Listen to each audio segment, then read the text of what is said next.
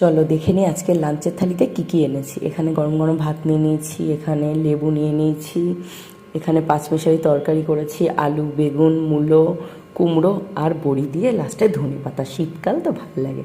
আর এখানে করেছি, এটা হচ্ছে মুগ ডালের বড়া। মুগ ডালটাকে ভালো করে আদা আর কাঁচা লঙ্কা দিয়ে বেটে নিয়েছি, তার মধ্যে লবণ, হলুদ, জিরের গুঁড়ো যেমন দেয় ওই দিয়ে করেছি। এটা ড্রাই আলু পোস্ত করেছি, এখানেও ধনেপাতা দিয়েছি। এখানে মুগ ডাল, মূলো দিয়ে, টমেটো, তারপর ধনেপাতা। আহা, খাবো এখন। বর তো অফিসে আছে, মানে আমার হাজব্যান্ড তো অফিসে আছে, আমি এখানে বসে লাঞ্চ করে নিচ্ছি।